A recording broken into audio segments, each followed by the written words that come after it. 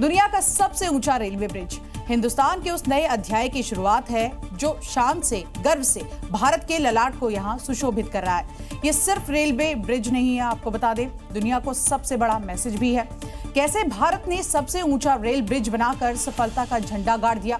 इतना ही नहीं, जिस ब्रिज पर प्रधानमंत्री मोदी ने शान से भारत का झंडा लहराया, उसे देखकर पाकिस्तान के पसीने छूट गए। चीन को चिंता सताने लगी कि आखिर कैसे हिंदुस्तान तरक्की के रास्ते पर आगे बढ़ चुका है। और पड़ोसी मुल्क की चिंता तब और बढ़ गई जब प्रधानमंत्री मोदी ने दुनिया के सबसे ऊंचे ब्रिज पर हिंदुस्तान की तरक्की का झंडा लहराया। उन्होंने बता दिया, जहां पर पड़ोसी मुल्क की सोच खत्म होती है, भारत वहीं से इतिहास लिखता है। पीएम मोदी के इस कदम ताल के काफी मायने हैं। चिनाब ब्रिज पर तिरंगे के साथ पीएम मोदी का वॉक पाकिस्तान भी गौर से देख रहा है। कैसे शांति प्रिय देश हिंदुस्तान नई इबारत लिख रहा है। जम्मू कश्मीर मां भारती का मुकुट है। ये मुकुट एक से बढ़कर एक खूबसूरत रत्नों से जड़ा हुआ है।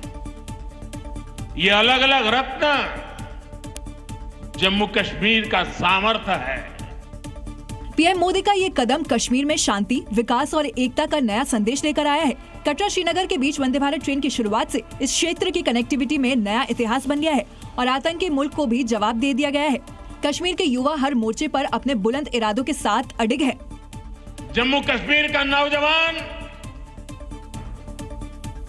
अब आतंकवाद को मुंह तोड़ जवाब देने का मन बना चुका है।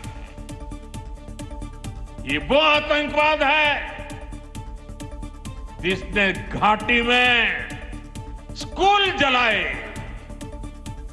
और सिर्फ स्कूल यानी इमारत नहीं जलाई थी, दो पीढ़ी का भविष्य जला दिया था। चिनाब पुल और वंदे भारत ट्रेन के माध्यम से प्रधानमंत्री मोदी ने कश्मीर के विकास की नई कहानी लिखी है। ये सिर्फ एक पुल या ट्रेन नहीं, बल्कि एक बड़ा राजनीतिक और सामाजिक संदेश है। कश्मीर भारत का अभिन्न हिस्सा है और यहाँ विकास और समृद्धि के सारे द्वार हमेशा हमेशा के लिए खोल दिए गए हैं। प्रधानमंत्री मोदी ने कटरा से श्रीनगर तक जाने वाली वंदे भारत एक्सप्रेस को हरी झंडी दिखाकर मिशन कश्मीर को और भी ज्यादा मजबूती दी। ये कनेक्टिविटी न केवल कश्मीर को देश के बाकी हिस्सों से जोड़ेगी, बल्कि कश्मीरियों के सपने को भी अब पंख लग चुके हैं। और वर्षों पुराना सपना अब जाकर साकार हुआ है, जब पीएम मोदी ने चिनाब ब्रिज पर खड़े होकर वंदे भारत ट्रेन को हरी झंडी दिखाई। चिनाब ब्रिज को बनाने में कई चुनौतियों का सामना करना पड़ा। पीएम मोदी ने भी बताया कि कैसे उन तमाम चुनौतियों को दूर करके आज भारत इतिहास के सुनहरे पन्ने में अपना नाम दर्ज करवा चुका है। पहाड़ों से गिरते पत्थर, ये प्रोजेक्ट पूरा करना मुश्किल था, चुनौतीपूर्ण था, लेकिन हमारी सरकार ने चुनौती को ही चुनौती देने का रास्ता चुना है। ये पुल सिर्फ एक ढांचा नहीं है, बल्कि कश्मीर घाटी को भारत के बाकी हिस्सों से जोड़ने वाला एक मजबूत रास्ता है। ये टूरिज्म, बिजनेस और इंडस्ट्रियल ग्रोथ को नई ऊंचाइयों तक ले जाएगा। चिनाब ब्रिज को बनाने में 1486 करोड़ की लागत आई है। इसे बनाने में करीब 22 साल का वक्त लगा है। ब्रिज की लंबाई 1315 मीटर है, ब्रिज की ऊंचाई 359 मीटर है और खास बात ये कि पूरी तरह से ब्लास्ट प्रूफ है। इस ब्रिज में 260 किलोमीटर प्रति घंटा गति झेलने की ताकत है। चिनाब नदी के ऊपर बना यह आधुनिक पुल शांति, विकास और एकता का नया संदेश लेकर आया है। और सबसे खास बात ये कि कटरा श्रीनगर के बीच वंदे भारत ट्रेन की शुरुआत से इस क्षेत्र की कनेक्टिविटी में एक नया इतिहास बन गया है। राहुल गांधी आज बिहार के दौरे पर रहे। 5 महीने में ये उनका छठा दौरा है, लेकिन चर्चा वजह उनका ये छठा दौरा नहीं है, बल्कि इसके जरिए साधे जा रहे समीकरण का है। क्योंकि राहुल गांधी इस दौरे के जरिए बिहार के डी फैक्टर को साधने में जुटे हैं। डी यानी कि दलित और दशरथ मांझी, यानी पर्दे के पीछे की कहानी बिल्कुल क्लियर है।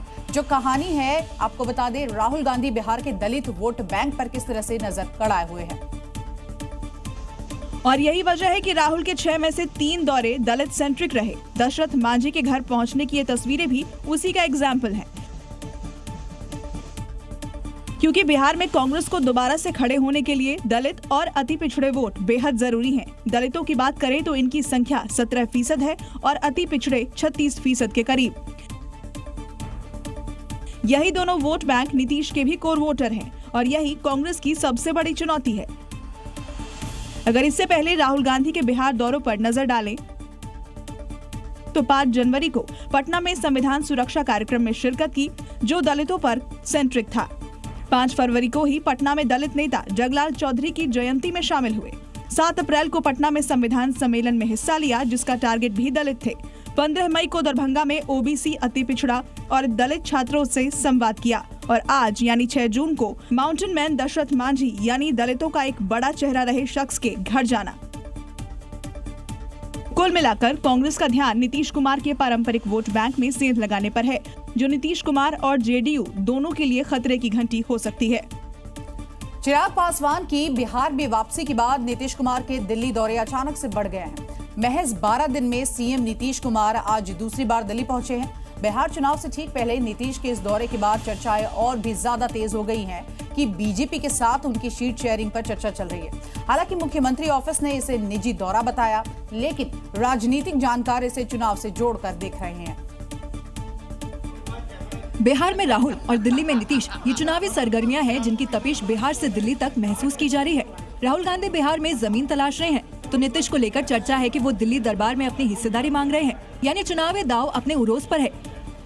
नीतीश के दिल्ली दौरे को लेकर सीट शेयरिंग की खबरें इसलिए भी तैर रही है क्योंकि वो 2 चौधरियों यानी मंत्री अशोक चौधरी और विजय चौधरी के साथ दिल्ली पहुंचे। वहीं नीतीश ने जिस कार्यक्रम में शिरकत की, वहां बीजेपी के बड़े नेताओं से मुलाकात भी हुई। ऐसे में चर्चा है कि जेडीयू और बीजेपी के बीच सीट बंटवारे पर भी मंथन हुआ होगा। हालांकि इसकी औपचारिक पुष्टि किसी भी दल ने नहीं की है। नीतीश के अचानक दिल्ली दौरे के पीछे एक फैक्टर चिराग पासवान भी है, क्योंकि बिहार की राजनीति में चिराग अपनी हिस्सेदारी लेने वापस लौट चुके हैं। ऐसे में पहले से अघोषित सीट बंटवारे में हिस्सेदारी बढ़ने या बदलने की भी चर्चाएं हैं। विवादों के बाद आरजेडी सुप्रीमो लालू प्रसाद यादव के बड़े बेटे तेज प्रताप यादव फिर से अपने पुराने अंदाज में लौट आए हैं। इसका सबूत उन्होंने एक वीडियो शेयर करके दिया और 15 शब्दों में दमदार बातें भी कह दी। ये वही वीडियो है जिसे तेज प्रताप यादव ने अपने सोशल मीडिया हैंडल से जारी किया है और तमाम विवादों के बाद एक बार फिर खुद को साबित करने की कोशिश की है। उन्होंने लिखा है, हमारे सभी सपने सच हो सकते हैं अगर हमारे पास उन्हें पूरा करने की हिम्मत हो। तेज प्रताप यादव का अनुष्का वाला सपना भले ही लालू परिवार को पसंद न आया हो, लेकिन सक्रिय राजनीति में विवादों के बाद एंट्री और वीडियो संदेश जरूर उनके विरोधियों को खटकने वाली है। तेज प्रताप यादव ने जो वीडियो शेयर किया है वो उनके कार्यालय का है। उन्होंने अपने दफ्तर में घुसते हुए वीडियो शूट कराया और फिर उसे पोस्ट किया है। वीडियो में दिख रहा है कि कार्यालय में लालू यादव और राबड़ी देवी की तस्वीर लगी है। तेज प्रताप यादव अपने अंदाज में कार्यालय में घुसते हैं और फिर कुर्सी पर जाकर बैठ जाते हैं। दरअसल तेज प्रताप यादव को अनुष्का प्रकरण के बाद पार्टी से बाहर निकाल दिया गया है, लेकिन वो इस वीडियो के जरिए पार्टी में अपनी मौजूदगी दर्ज करवाने की कोशिश कर रहे हैं, वो भी तब जब पार्टी के अन्य सदस्यों ने भी उनसे किनारा कर लिया है। देश की सबसे पुरानी पॉलिटिकल पार्टी के अंदर गुटबाजी किसी से भी छिपी नहीं है। कांग्रेस में जो जितना करीबी वो उतना बड़ा लीडर। अब इसी से दिग्विजय सिंह का मोह भंग हो चुका है। उन्होंने खुद को कांग्रेस पार्टी के मंच से अलग कर लिया है। और इसे नाराजगी कहें या किसी नई मंजिल की तलाश, लेकिन 447 शब्दों में दिग्विजय सिंह ने कांग्रेस पार्टी के अंदर मची हलचल की बखिया उधेड़ दी। उन्होंने साफ साफ शब्दों में पार्टी हाईकमान को यह क्लियर कर दिया कि अब वो कांग्रेस पार्टी की सभा में किसी भी मंच पर नहीं बैठेंगे। इसके साथ ही उन्होंने कहा, केंद्र या राज्यों में जब जब भी कांग्रेस पार्टी सत्ता में रही है तो वो कार्यकर्ताओं और संगठन के बल पर रही है, लेकिन पिछले कुछ साल में मैंने अनुभव किया है कि जिन्हें मंच मिलना चाहिए वो उससे वंचित रह जाते हैं और नेताओं के समर्थक मंच पर अतिक्रमण कर लेते हैं। इसके अलावा दिग्विजय सिंह ने अपने इस पोस्ट में नई मंजिल की भी बात की है। ऐसे में सवाल उठ रहे हैं, क्या दिग्विजय सिंह कोई ठोस कदम उठाने की तैयारी कर रहे हैं? क्योंकि उन्होंने लिखा है, नई मंजिल को पाने की ललक ही हम सबको आगे ले जाएगी। अब वो कौन सी मंजिल है फिलहाल क्लियर नहीं, लेकिन दिग्विजय सिंह ने ये जरूर बता दिया कि कांग्रेस पार्टी के अंदर अनुशासन की कमी है, विचारधारा की कमी है, भरोसे की कमी है, जिसे दुरुस्त करने के लिए उन्होंने महात्मा गांधी के साथ जमीन पर बैठी तस्वीर साझा की और पार्टी के लिए बड़ा संदेश दे दिया। कहते हैं जैसी संगत वैसी रंगत, लेकिन उत्तर प्रदेश में कुछ ऐसा हुआ कि कहावत ही बदल गई है, क्योंकि कांग्रेस प्रदेश अध्यक्ष के साथ साए की तरह रहने वाला शख्स लुटेरा बन गया। यानी सियासी रंग तो नहीं चढ़ा उस पर। खबर वाराणसी से है, जहां लूट के आरोप में पीसीसी चीफ अजय राय के करीबी को गिरफ्तार कर लिया गया है। क्योंकि अमित पाठक नाम का ये शख्स लूट के साथ महिला से छेड़छाड़ और सेंधमारी उगाही जैसे संगीन मामलों का आरोपी है। एक जमाना था जब कांग्रेस की गूंज संसद से लेकर सड़क तक सुनाई देती थी, और आज कांग्रेस के प्रदेश अध्यक्ष के करीबी का नाम थानों में गूंज रहा है। यानी राजनीति में जो स्किल चाहिए होती है, उन सभी क्राइटेरिया में अजय राय का ये करीबी अमित पाठक अव्वल नंबरों से पास होता है। बस सत्ता नहीं, इसलिए बेचारा फंस गया, वरना मजाल थी कि कोई लुटेरा कह देता या गिरफ्तार कर लेता।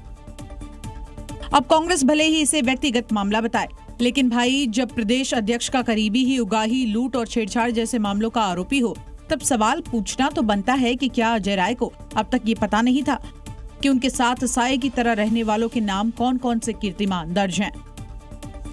बीजेपी के फायर ब्रांड नेता संगीत सोम ने समाजवादी पार्टी पर ऐसा हमला बोला है जिसकी गूंज लखनऊ तक सुनाई दी। मुजफ्फरनगर में मंच से गरजते हुए संगीत सोम ने अखिलेश को मुगल शासन का आखिरी बादशाह तक कह डाला। और अगर मैं सही से बताऊं कि मुगल शासन के आखिरी बादशाह अखिलेश यादव मंच पर गरज रहे हैं बीजेपी के फायर ब्रांड नेता संगीत सोम। बयान छोटा नहीं, सीधा और धारदार। इतना ही नहीं, इस दौरान संगीत सोम ने बड़ा दावा भी कर दिया। अखिलेश यादव अब जिंदगी में उत्तर प्रदेश के सीएम नहीं बनने जा रहे भाई, जिंदगी में नहीं नंबर आ सकता उनका। और फिर आया वो हमला जो विपक्ष की रगों में आग घोल गया। संगीत सोम ने पीडीए की फुल फॉर्म ही बदल दी, जिसके लेकर समाजवादी पार्टी के साथ ही कांग्रेस ने संगीत सोम पर पलटवार किया। पीडीए की फुल फॉर्म तुम झूठी कुछ भी बताते रहो, मेरी नजरों में पीडीए की फुल फॉर्म है पाकिस्तान डेवलपमेंट अथॉरिटी। संगीत सोम साहब, अपनी हैसियत का अंदाज रखिए कि आप किसके बारे में क्या कह रहे हैं। इंडिया गठबंधन के बहुत मजबूत नेता हैं श्री अखिलेश यादव।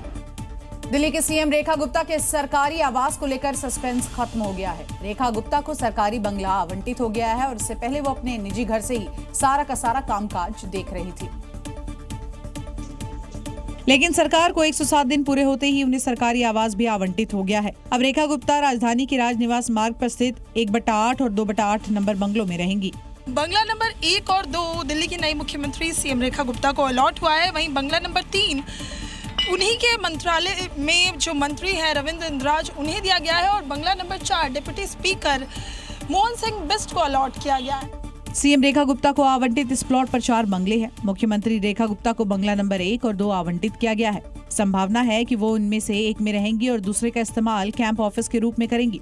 रेखा गुप्ता के लिए ये सिर्फ एक घर नहीं बल्कि एक नई शुरुआत है। एक ऐसा स्थान है जहां से वो दिल्ली की जनता के लिए अपने फैसले लेंगी, नीतियां बनाएंगी और जन सरोकारों के आदि विचारों पर सोच विचार करेंगी। पहलगाम आतंकी हमले और ऑपरेशन सिंदूर के बाद भारत की ओर से चलाए जा रहे अंतर्राष्ट्रीय कूटनीतिक अभियान के दौरान वॉशिंगटन में अनोखा मौका दिखा, जब कांग्रेस के सांसद शशि थरूर से सवाल पूछने वाला कोई और नहीं बल्कि उनके बेटे ईशान निकले। हालांकि जैसे ही ईशान ने माइक लिया, शशि थरूर मुस्कुराए और उन्हें जवाब देने से पहले इसे ठीक से उठाने के लिए इशारा किया। Shouldn't be allowed. This is my son. ये बात सुनकर सभी वहाँ हंसने लगे, जिसके बाद ईशान थरूर ने पूछा, Any of your government interlocutors asked you to show evidence of Pakistan's culpability in the initial attack? And what do you say to the repeated Pakistani denials of? इस पर शशि थरूर मुस्कुराए और बोले कि मुझे खुशी है कि आपने ये सवाल उठाया। Had any doubt, and we were not asked for evidence. But India would not have done this without convincing evidence. इतना ही नहीं, थरूर ने अपने बेटे के सवाल के जवाब में कहा कि 37-year pattern of repeated terror attacks from Pakistan, accompanied by repeated denials. Pakistan में इन दिनों बम नहीं बल्कि भूकंप का खौफ है। कराची लगातार भूकंप के झटकों से यहाँ पर हिल रहा है, लोगों में डर का माहौल है और आलम यह है कि लोग घरों में घुसने से भी डर रहे हैं। तस्वीरें देखिए, खुला आसमान और घर के बाहर डेरा। भूकंप का ऐसा डर कि कराची के लोग घरों में जाने को तैयार नहीं। लोगों को डर है कब धरती हिलने लगे और कब मौत आ जाए। इसी दहशत के मारे लोग घरों के बाहर डेरा जमाए हुए हैं। लोगों को सड़कों पर सोना मंजूर है। देखिए कैसे लोग पूरा बोरिया बिस्तर लेकर घरों के बाहर खुले में सो रहे हैं। घर खाली पड़े हैं। ऐसी दहशत पाकिस्तान में तब देखी गई थी जब भारत ने ऑपरेशन सिंदूर के बाद गोले बरसाए थे। लेकिन इस बार पाकिस्तानियों की नींद बम से नहीं बल्कि भूकंप से हराम हुई है। इससे पहले आए भूकंप में मिलर जेल की दीवार टूट गई थी, जिसके बाद जेल से कई कैदी फरार हो गए थे। भारत की वाटर स्ट्राइक का असर अब पाकिस्तान में दिख रहा है, और ऐसा हम नहीं बल्कि ये बात वहां की मीडिया ही कबूल रही है, जिसका एक वीडियो सोशल मीडिया पर जमकर वायरल हो रहा है। वीडियो में दिख रहा है कि ये शख्स पाकिस्तानी पत्रकार है जो अभी झेलम नदी की स्थिति बता रहा है। जो नदी एक वक्त तक पानी से भरी रहती थी, वो सूखने की कगार तक पहुंच गई है। ऐसा इसलिए क्योंकि पहलगाम आतंकी हमले के बाद भारत ने पाकिस्तान से सिंधु जल संधि को स्थगित कर दिया, जिसके बाद जो नदियां भारत से होकर पाकिस्तान जाती है वो अब अपना दम तोड़ रही हैं। पाकिस्तान में अब ये हालात बन गए हैं कि वहाँ बिना पानी के किसानों की फसल बर्बाद हो रही है। चिनाब नदी की बात की जाए तो उसकी तस्वीर भी झेलम नदी से अलग नहीं है। वाराणसी में निर्जला एकादशी को लेकर हर साल यहां पर इसी तरह से कलश यात्रा निकाली गई। गंगा, जमुना, सरस्वती के साथ साथ सिंधु चिनाब के जल से बाबा का यहां पर अभिषेक भी किया गया, लेकिन बाबा का ये जलाभिषेक विवादों में घिर गया है, क्योंकि बाबा काशी विश्वनाथ को चढ़ाने वाला जल अलग अलग नदियों से लाया गया था। अभिषेक के लिए सिंधु, चिनाब, झेलम नदियों का जल लाया गया था और ये नदियां पाकिस्तान में प्रवाहित होती हैं, इसलिए संत इसके विरोध में है।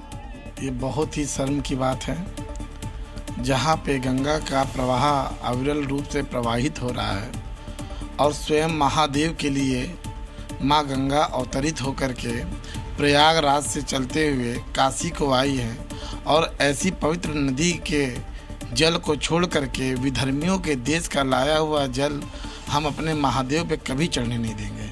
एक और संतों ने इस जलाभिषेक को लेकर नाराजगी जताई, तो वहीं बीजेपी के विधायक ने सेना का सम्मान बताया। ऑपरेशन सिंदूर की सफलता के बाद सैन्य बल के सम्मान में काशी के सनातन धर्मावलंबी भारी संख्या में लोगों ने अभिषेक किया।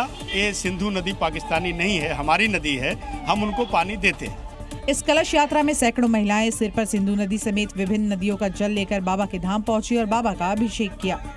यूपी पुलिस की एक इंस्पेक्टर की कमाई कितनी हो सकती है? 10 लाख, 20 लाख या फिर 20 करोड़? अगर आपने यहाँ तक अंदाजा लगाया तो भी आप सच्चाई से कोसों दूर हैं, क्योंकि मेरठ की रहने वाली इंस्पेक्टर नरगिस खान के 100 करोड़ के काले साम्राज्य का बड़ा खुलासा हुआ है, जिसमें कोठियां, हवेली, बार और होटल के साथ जमीन जैसी करोड़ों की प्रॉपर्टीज शामिल हैं। मेरठ के मेडिकल थाना में भ्रष्टाचार अधिनियम निवारण की धाराओं के तहत मुकदमा दर्ज हुआ है, जिसके चलते अब पुलिस जो है पूरे मामले की तफ्तीश कर रही है नरगिस खान के ऊपर। बरेली में तैनात नरगिस खान और उनके पति के पास से 100 करोड़ रुपए से ज्यादा की संपत्ति का खुलासा हुआ है, जिसमें मेरठ में 8 संपत्तियां जिनकी कीमत 26 करोड़ रुपए है, गाजियाबाद में 40 लाख की संपत्ति, नोएडा में 4 करोड़ की संपत्ति, बरेली और लखनऊ में 2-2 संपत्तियां, कानपुर देहात में लगभग 27 करोड़ की 9 संपत्तियां, जबकि अमरोहा में 1 और देहरादून में 3 संपत्तियों का पता चला है। यानी कुल 28 संपत्तियां जिनकी कीमत 80 करोड़ के करीब है। यानी वर्दी तो पहन ली पर ईमानदारी अलमारी में टांग दी। जांच एजेंसियों के अनुसार पति और सपा नेता सुरेश यादव एक कारोबारी है, मगर धंधा क्या है ये सिर्फ प्रॉपर्टी रजिस्ट्रार ही जाने।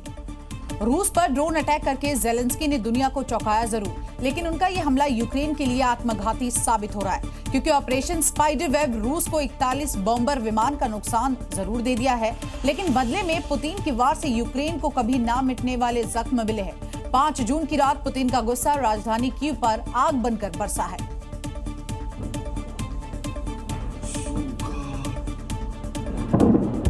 और एक के बाद एक दर्जनों धमाकों से पूरी राजधानी थर्रा उठी। इस हमले में कीव के सोलोमियांस्की में एक अपार्टमेंट इमारत को निशाना बनाया गया, जिसमें कई कारें नष्ट हो गईं और मेट्रो और रेलवे सेवाएं प्रभावित हुईं। आत्मरक्षा में यूक्रेन की वायुसेना ने दावा किया कि उसने 174 रूसी ड्रोन और 3 मिसाइलों को नष्ट किया। ये तस्वीरें यूक्रेन पर रूसी आतिशबाजी यानी बमबारी की हैं। रात के अंधेरे में शहर उजाले से जगमगा रहा है, क्योंकि धमाके इतने जोरदार थे। यह हमला यूक्रेन की ऑपरेशन स्पाइडर वेब का जवाब माना जा रहा है, जिसमें यूक्रेन ने रूस के 41 सैन्य विमानों को तबाह कर दिया था। हालांकि एक और वीडियो वायरल हो रहा है, जिसमें मिसाइलें आसमान में उड़ती नजर आ रही हैं। यूक्रेनी लोगों का दावा है कि ये औरशनिक मिसाइलें थीं जो फेल हो गईं। अगर ये सच है तो पुतिन और रूस के लिए ये बड़ा झटका है, क्योंकि रूस इन औरशनिक मिसाइलों को ब्रह्मास्त्र मानता रहा है। वो कहावत तो आपने सुनी ही होगी कि दुश्मन भी कभी दोस्त थे, एलन मस्क और डोनाल्ड ट्रंप की दोस्ती में कुछ ऐसा ही हुआ है। आपको बता दें, जब दोनों ही नेताओं के बीच खुलेआम यहां पर ट्विटर पर वॉर शुरू हो गया। विवाद की वजह है one big beautiful bill act, जिसकी मस्क ने आलोचना करते हुए इसे घिनौना अत्याचार बताया है, क्योंकि इससे संघीय घाटा बढ़ने की आशंका है। तो वहीं इस बिल से अमेरिका से भारत भेजे जाने वाले रेमिटेंस पर 5% टैक्स लगाने का प्रस्ताव है, जिससे भारत को सालाना 12 से 18 अरब डॉलर का नुकसान हो सकता है। और सबसे बड़ा नुकसान तो मस्क की टेस्ला को होने वाला है। यही वजह है कि अमेरिका में जय वीरू के नाम से मशहूर ये जोड़ी अब एक दूसरे की जानी दुश्मन बन गई है। और इस लड़ाई का अंजाम ये हुआ कि टेस्ला के शेयर में आज 14.26% की गिरावट देखी गई। यानी दोस्ती के इंद्रधनुष पर उड़ते ट्रंप और मस्क के रिश्ते अब काली घटाओं में तब्दील हो चुके हैं। अमेरिका की राजनीति और टेक्नोलॉजी की दुनिया में ये दो सुपरस्टार अब ट्विटर खेल रहे हैं। शुरुआत मस्क ने ये लिखते हुए किया कि इस बिल से टेस्ला की कमर टूट जाएगी, मुझसे पूछा तक नहीं गया। इसके जवाब में ट्रंप ने कहा, मस्क पहले ऐसे नहीं थे, मैं उनसे बहुत निराश हूँ, वो भी चले गए, लेकिन जो जाते हैं उन्हें हमारी याद आती है। यहाँ तक तो अपना अपना दुख दर्द ही बयां हो रहा था। धीरे धीरे दोनों दिग्गजों की जंग धमकी, तानों और उलाहनों तक पहुँच गई। मस्क ने कहा कि ट्रंप मेरे बिना जीत नहीं सकते थे, तो ट्रंप ने जवाब दिया, बिल पहले से मस्क को पता था, अब वो ड्रामा कर रहे हैं। इस जुबानी जंग का अंत कहाँ होगा ये कोई नहीं जानता, लेकिन व्हाइट हाउस के गलियारे से लेकर सिलिकॉन वैली के सर्वर रूम तक खलबली मची है। जबकि इस बिल के आने से भारतीय अमेरिकियों पर भी आर्थिक बोझ बढ़ेगा। वहीं महंगाई के बीच आपको बता दें, रिजर्व बैंक ने मिडिल क्लास को अब एक बड़ी राहत दे दी है। क्रेडिट पॉलिसी की समीक्षा बैठक के बाद आरबीआई ने रेपो रेट में 50 बेसिस पॉइंट की यहां कटौती की है, यानी कि रेपो रेट 6.00% से घटकर अब 5.50% हो गई है। इसका मतलब अब बैंक सस्ते ब्याज दर पर यहां लोन दे सकेंगे। 2025 में ये तीसरी बार है जब आरबीआई ने रेपो घटाई है। फरवरी की अगर बात करें तो 6.50% से इसको घटाकर 6.25%, मार्च में 6.25% से 6 तक यहाँ पर किया गया फीसदी, और अब जून की अगर बात करें तो 6.00% से घटाकर 5.50% इसको कर दिया गया है, जिसका सीधा मतलब है कि होम लोन होगा और भी ज्यादा सस्ता और ईएमआई में राहत की उम्मीद जताई जा रही है। यानी कि होम लोन की ब्याज दर 8% से नीचे जा सकती है, जिसके हिसाब से 20 साल में 20 लाख के लोन पर 1,48,000 तक की बचत संभव है। और इसी के साथ साथ आपको बता दें, इतना ही नहीं, आरबीआई ने सीआरआर में भी 1% कटौती की, इसे 4% से घटाकर 3% तक कर दिया गया है। आरबीआई के इस कदम से लिक्विडिटी की यहां पर जो बढ़ने की गुंजाइश है और बढ़ जाती है। साथ ही बैंकिंग सिस्टम में 2.5 लाख करोड़ की अतिरिक्त नकदी आएगी। जैसे जैसे कोरोना संक्रमण का दायरा बढ़ रहा है, वैसे वैसे खतरा भी बढ़ते जा रहा है, क्योंकि देश में कोविड के नए वेरिएंट की एंट्री से कोरोना केस में लगातार इजाफा हो रहा है।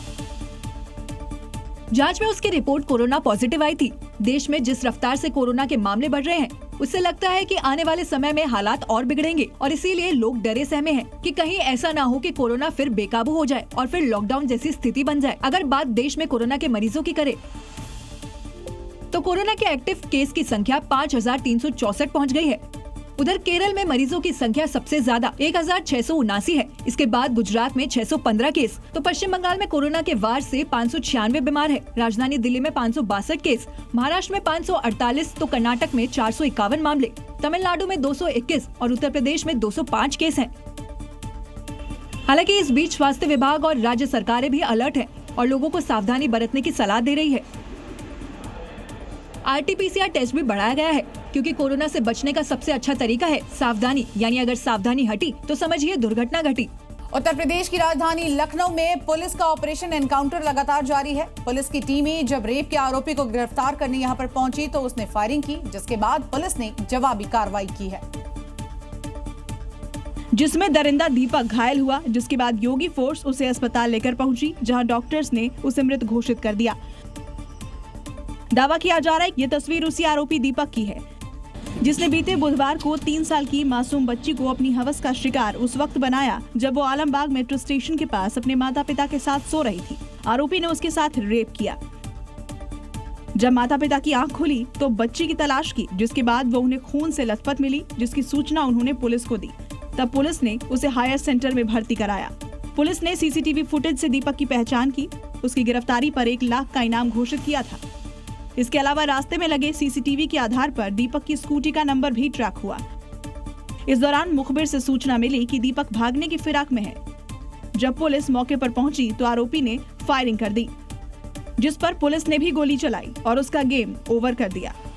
बकरीद से पहले उत्तर प्रदेश हाई अलर्ट पर है। किसी भी तरह की अराजकता न फैले, इसके लिए सीएम योगी ने साफ शब्दों में चेतावनी दे दी है और अधिकारियों को सुरक्षा के पुख्ता बंदोबस्त के आदेश भी दिए हैं, जिसकी तस्वीर आज पूरे उत्तर प्रदेश से सामने आई। जुम्मे के दिन योगी सरकार की पुलिस अपने पहले इम्तिहान में पास तो हो गई, लेकिन सबसे बड़ी चुनौती कल यानी कि बकरीद के दिन है। ऐसा इसलिए क्योंकि कुर्बानी पर मनमानी और विवादित बयानबाजी से उत्तर प्रदेश का माहौल पूरी तरह से गर्म हो चुका है। सीएम योगी भी क्लियर कर चुके हैं, त्योहार मनेगा लेकिन कानून से खिलवाड़ बर्दाश्त नहीं किया जाएगा। ऐसे में शहर शहर से सुरक्षा इंतजाम की तस्वीर भी आई। लखनऊ से श्रावस्ती तक और फिरोजाबाद से गोरखपुर तक पूरे प्रदेश में पुलिस आज से ही फ्लैग मार्च कर रही है। संवेदनशील इलाकों में चौकसी बढ़ा दी गई है। ड्रोन से निगरानी और सीसीटीवी कैमरों की मदद से चप्पे चप्पे पर नजर रखी जा रही है। ये इंतजाम इसलिए क्योंकि योगी सरकार की तरफ से जारी गाइडलाइन में कई ऐसी बातें हैं जिसकी जिम्मेदारी पुलिस फोर्स के कंधों पर है। सबसे पहली चेतावनी, सार्वजनिक स्थलों पर कुर्बानी नहीं होगी। पशु अवशेषों को खुले में फेंकना सख्त मना है। प्रतिबंधित पशुओं की कुर्बानी पर पूरी तरह से बैन। बकरीद पर लाउडस्पीकर और डीजे का इस्तेमाल नहीं कर सकते और कुर्बानी वाली तस्वीर शेयर करने वालों पर कार्रवाई होगी। साफ है, योगी सरकार हर हाल में शांति बनाए रखने के मूड में है। यूपी में त्योहार भी मनेगा लेकिन कानून का राज्य भी पूरी ताकत से कायम रहेगा। बकरीद पर अगर किसी ने माहौल बिगाड़ने की कोशिश की तो कार्रवाई होगी कड़ी और बेधड़क। शांति में खलल डालने वालों को बख्शा नहीं जाएगा। बकरीद पर कुर्बानी को लेकर बयानबाजी लगातार जारी है। कोई प्रतिबंधित पशुओं की बलि का विरोध कर रहा है तो कोई इको फ्रेंडली ईद बनाने की सलाह दे रहा है। वहीं कुशीनगर में यूपी के दर्जा प्राप्त राज्य मंत्री ने खुलेआम मंच से खून बहाने की धमकी दे डाली। राज्य मंत्री राजेश्वर सिंह का ये बयान आते ही सियासी पारा हाई हो गया। कांग्रेस ने सवाल उठाए तो उन्होंने अपना बयान ही बदल दिया। कोई भी पशु जो प्रतिबंधित है किसी भी रूप में हम कुशीनगर में उत्तर प्रदेश में नहीं कटने देंगे और ये प्रतिबंधित पशु कटे तो जिस तरह से पशु कटेंगे उसी तरह से मुसलमान कटेंगे। मेरा भावार्थ ये नहीं है कि कानून को हाथ में लिया जाए।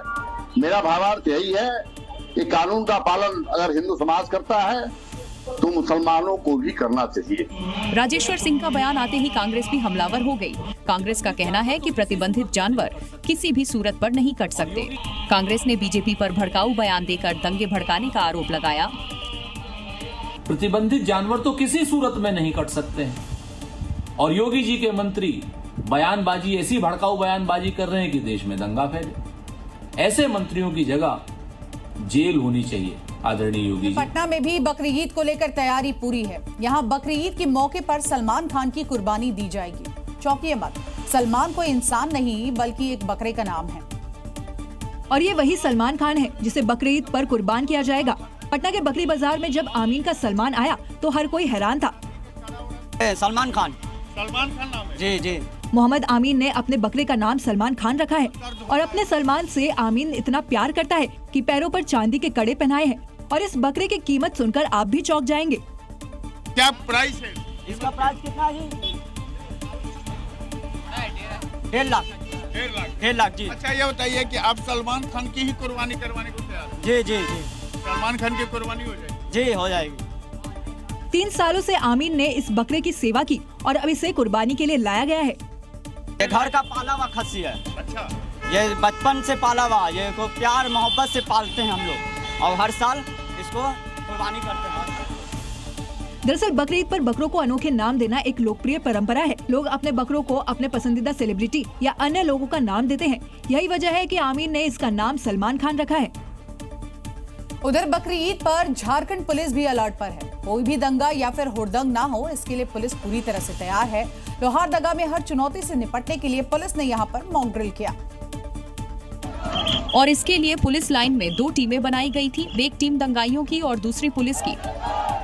हाथों में पत्थर और नारेबाजी करते हुए कुछ लोग हंगामा करते दिखाई दे रहे हैं। पुलिस ने भीड़ की तरफ आंसू गैस के गोले छोड़े। पुलिस ने हल्का बल प्रयोग कर भीड़ को तितर-बितर किया। इतना ही नहीं, भीड़ को भगाने के लिए पुलिस ने वाटर कैनन का भी इस्तेमाल किया। ये महज एक मॉक ड्रिल था, दंगे जैसी हालात में निपटने की तैयारी थी। लेकिन पुलिस ने इस मॉक ड्रिल के जरिए क्लियर कर दिया है कि अगर बकरीद के दिन दंगा फैलाने की कोशिश की, हुड़दंग किया तो पुलिस उनका पक्का वाला इलाज करेगी। बात ऐसी खबर की जो कि आपके होश उड़ा देगी। दिल्ली में नकली दवाइयों का गोरख धंधा लगातार जारी है। क्राइम ब्रांच की टीम ने ऐसे गिरोह का भंडाफोड़ किया है जो कैंसर जैसी गंभीर बीमारियों की नकली दवा का कारोबार चला रहे थे। और दिल्ली की क्राइम ब्रांच की टीम ने अलग अलग जगहों से 6 आरोपियों को गिरफ्तार किया है, जिनके पास से लाखों की कैंसर की नकली दवा बरामद की गई है। छापेमारी के दौरान कौन कौन सी नकली दवाइयां पुलिस को मिली है, ये क्राइम ब्रांच ने अपनी FIR में बताया है।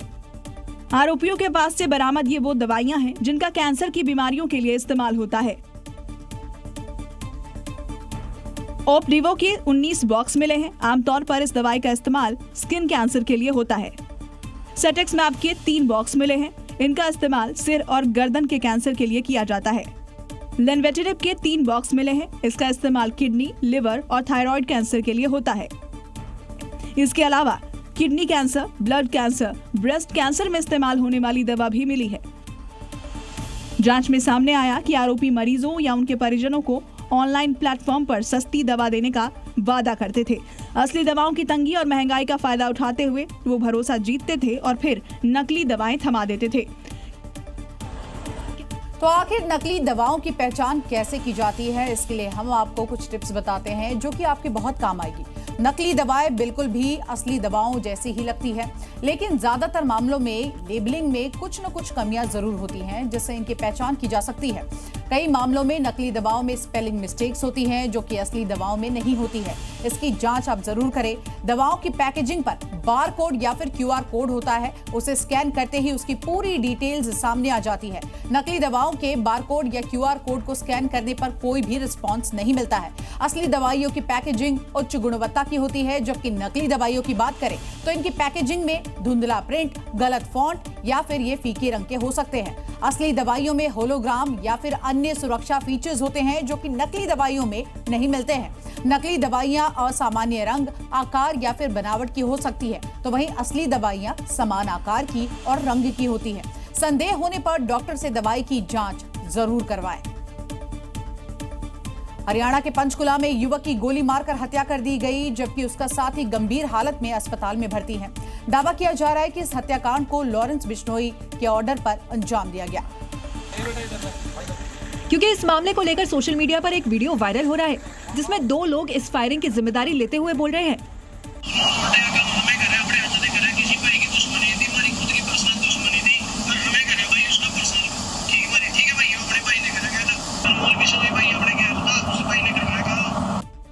इस वीडियो में एक दूसरा शख्स भी दिख रहा है, उसके हाथ में पिस्टल भी दिखाई दे रही है। दरअसल युवक अपने दोस्त के साथ मॉल आया था। जब वो मॉल से वापस लौट रहा था तभी हमलावरों ने उन पर फायरिंग कर दी, जिसमें एक की मौत हो गई और जबकि दूसरा गंभीर रूप से घायल हो गया। मामले की जानकारी होने पर पुलिस अधिकारी फोर्स के साथ मौके पर पहुंचे। उसको और उसके साथ एक व्यक्ति थे, उनको गोली मार के लोग चले गए हैं और नोएडा की अनफॉर्चुनेटली डेथ हो गई। हमलावरों से युवक की क्या दुश्मनी थी, या वो लॉरेंस बिश्नोई या उसके भाई अनमोल के निशाने पर क्यों था, पुलिस इसकी वजह खंगालने में जुटी है। वहीं इस बात का भी इंतजार किया जा रहा है कि घायल दोस्त जल्द ठीक हो जाए, जिससे इस वारदात के पीछे का राज खोला जा सके। दिल्ली की बुराड़ी में कॉलोनी पर बुलडोजर एक्शन का खतरा मंडराने लगा है। DDA ने कॉलोनी को अवैध बताते हुए घरों पर नोटिस चस्पा किया, जिसके बाद लोगों ने DDA के खिलाफ यहां पर मोर्चा खोल दिया है। DDA की इस कार्रवाई से कॉलोनी के लोग आक्रोशित हैं। DDA के खिलाफ जमकर नारेबाजी कर रहे हैं। दरअसल कादीपुर गांव की जमीन पर श्री श्याम कॉलोनी बसाई गई है। DDA की ओर से 15 दिनों में अवैध निर्माण पर डिमोलिशन का नोटिस दिया है, जिसके बाद श्री श्याम कॉलोनी में रहने वाले लोगों की रातों की नींद और दिन का चैन उड़ गया है। लोगों को बेघर होने का डर सता रहा है। परेशानी अब क्या बताएं, कमाए खाए या इसके चक्कर में दिन भर बैठा हुआ कोई सरकार आके इन लोगों को, दिन मजदूरी वाले आदमी है, किसी को पैसा देगा क्या? तकरीबन 100 से ज्यादा घरों को DDA ने डिमोलिशन का नोटिस दिया है। DDA की ओर से 3 जून को नोटिस देते हुए 15 दिनों के भीतर घरों को खाली करने को कहा गया है। स्थानीय लोग अब अपने भविष्य को लेकर बेहद परेशान हैं। आपने जानवरों की तस्करी का ऐसा जुगाड़ शायद ही पहले कभी देखा होगा। तस्वीर गुजरात के नाडियाड से सामने आई है, जहां पर चिप्स के पैकेट से भरे ट्रक में भैंस की तस्करी की जा रही थी, जिसे पुलिस ने दबोच लिया है। यहाँ चेकिंग के दौरान पुलिस ने एक ट्रक पकड़ा, जिसमें सामने तो चिप्स के पैकेट रखे थे, लेकिन पीछे छुपा था तस्करी का काला कारोबार। भैंसों को बेहद अमान्य तरीके से ट्रक में ठूसा गया था। सांस लेने की भी जगह नहीं थी और ऊपर से ढके गए थे चिप्स के कार्टन और पैकेट, ताकि शक न हो। लेकिन भैंस तस्करी के खेल का पुलिस ने खुलासा कर दिया। पुलिस ने ट्रक चालक समेत 3 लोगों को हिरासत में लिया है और तस्करी के नेटवर्क की जांच अब तेज कर दी गई है। माना जा रहा है कि बकरी ईद को लेकर भैंसों की तस्करी हो रही थी, लेकिन पुलिस ने पर्दाफाश कर दिया। अब सवाल ये है, आखिर ऐसे नेटवर्क और कहां-कहां फैले हैं और कब तक मासूम जानवर ऐसे शिकार बनते रहेंगे। फिलहाल पुलिस की टीम तस्करी के नेटवर्क की जांच में जुट गई है। और देखिए, दुनिया के कई देश इस वक्त मौसम की मार झेल रहे हैं, जिसमें ईरान के रेगिस्तान भी शामिल है। इसी सैलाब के बाद ईरान के मशहद शहर से हादसे की एक दर्दनाक तस्वीर सामने आई है, जिसमें एक वैन सैलाब में फंसी नजर आ रही है। पानी की लहरें और शोर इतना तेज है कि लोग मदद के लिए आगे आने की हिम्मत नहीं जुटा पाते। सबसे खौफनाक बात यह है कि पानी में फंसी वैन सवारियों से खचाखच भरी है और जल्द ही ये सैलाब में समाने वाली है। ड्राइवर ने काफी देर तक सैलाब के थमने या मदद मिलने का इंतजार किया, लेकिन वक्त के साथ वैन सैलाब के जाल में फंसती चली गई और अगले ही पल वैन और उसमें सवार सभी लोग पानी की धार के साथ गोते खाते नजर आए। हादसा इतना खौफनाक है कि शब्दों में बयां नहीं किया जा सकता है। हालांकि इस हादसे में कितने लोगों की मौत हुई है, ये अब तक साफ नहीं हो पाया है। दुनिया के कई देशों में आसमानी आफत का कहर लगातार जारी है। पराग्वे में भारी बारिश के बाद सैलाब आ गया। बारिश के बाद यहां पर ऐसी बाढ़ आई कि सब कुछ बहा कर ले गई। और इस तबाही की खौफनाक तस्वीरें आपके सामने हैं। सड़कों पर बाढ़ और सैलाब में बहती गाड़ियां। कुदरत ने यहां ऐसा कहर बरपाया कि सब कुछ बह गया। भारी भरकम ट्रक भी इस सैलाब के सामने पस्त नजर आए। सड़क पर मानो नदी बह रही हो। हर तरफ सिर्फ मटमैला सैलाब और बहता हुआ मलबा दिखाई दे रहा है। बारिश के बाद यहाँ ऐसा सैलाब आया कि सब कुछ बह गया। बारिश के बाद सड़कें दरिया बन गई और सैलाब इस तरह बहा, जो भी सामने आए उसे अपने साथ लेता जाए। सड़कों से लेकर घरों तक सिर्फ बाढ़ का कब्जा है। सैलाबी कहर के बाद जनजीवन बुरी तरह प्रभावित हुआ है। इन तस्वीरों को देखकर ये समझा जा सकता है कि जब कुदरत तबाही मचाती है तो न तो कोई हद देखती है और न ही सरहद। प्रशासन लगातार लोगों का रेस्क्यू कर सुरक्षित जगहों पर पहुंचा रहा है। महाराष्ट्र के नांदेड़ से एक चौंकाने वाली घटना सामने आई है। यहाँ पर कर्ज नहीं चुका पाने पर युवक ने लग्जरी कार को चुराकर उसे आग के हवाले कर दिया है। आरोप है कि दिनेश ठाकुर ने मंजीत नाम के युवक से 1.5 लाख रुपए उधार लिए थे। जब मंजीत पवार ने पैसे नहीं चुकाए तो दिनेश ने शहर के नवा मोड़ा से मंजीत की इनोवा कार को चुरा लिया और कार को सुनसान इलाके में ले गया और सड़क किनारे खड़ी कर दी, जिसके बाद कार पर पेट्रोल डालकर उसे आग के हवाले कर दिया, जिसका वीडियो बेहद हैरान करने वाला है। इस मामले में पुलिस ने आरोपी के खिलाफ मुकदमा दर्ज कर लिया है। जी न्यूज़।